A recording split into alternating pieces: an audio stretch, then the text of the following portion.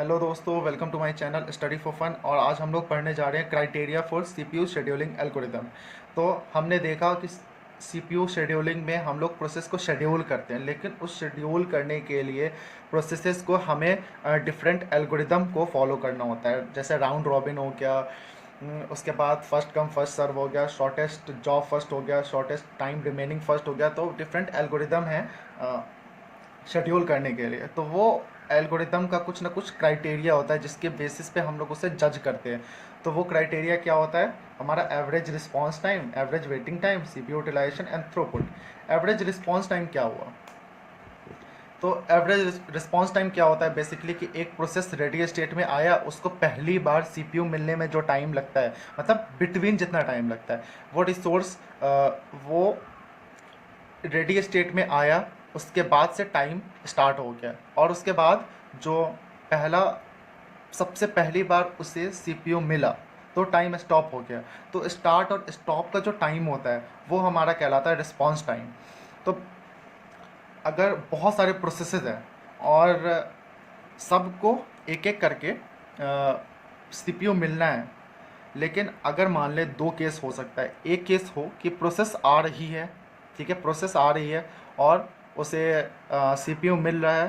CPU मिलने के बाद वो एग्जीक्यूट होने लगा, वो एग्जीक्यूट हुआ, बाकी सारे के सारे वेटिंग कर रहे हैं, वेट कर रहे हैं, उन्हें बहुत ज़्यादा वेट करना पड़ रहा है। फिर वेट करने के बाद दूसरा प्रोसेस आया, दूसरे प्रोसेस को सीपीयू मिला, फिर वो एग्जीक्यूट होने लगा। उसके बाद जितने प्रोसेस है सारे वेट कर रहे हैं।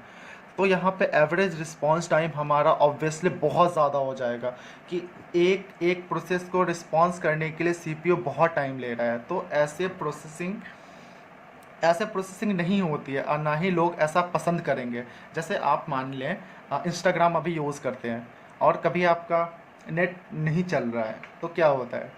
पहले इंस्टाग्राम खुला, उसका कुछ पूरा ब्लैंक रहता है, उसके बाद धीरे धीरे उसमें स्टोरीज़ आती है। स्टोरीज़ मतलब लेआउट आता है, उसका लेआउट आने के बाद आपको नेम शो होता है। नेम शो होने के बाद जो पिक होते हैं वो बहुत धीरे धीरे लोड होते हैं। उसके बाद जो वीडियोज़ होते हैं वो लोड होते हैं।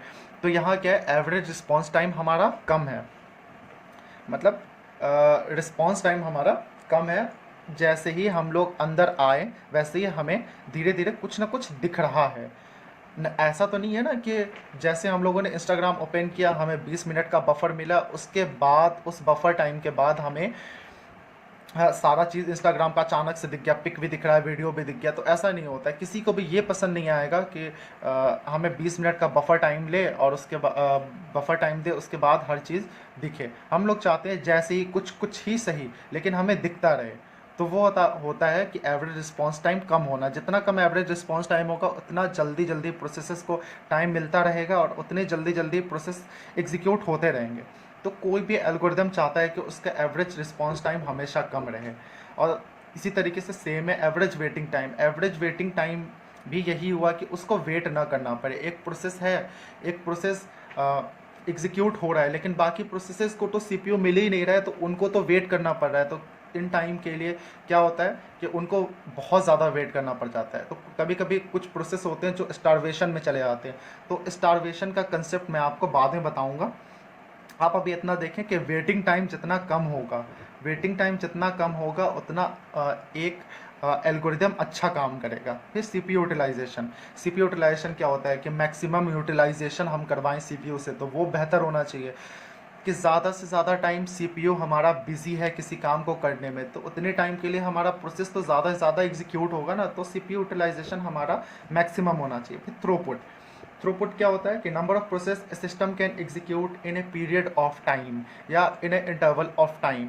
तो जितना ज़्यादा वो प्रोसेस एग्जीक्यूट कर पाएगा एल्गोरिदम, उतना ज़्यादा वो एल्गोरिदम बेहतर होगा। तो थ्रूपुट भी हमारा ज़्यादा होना चाहिए। तो ये सारा था क्राइटेरिया हमारा।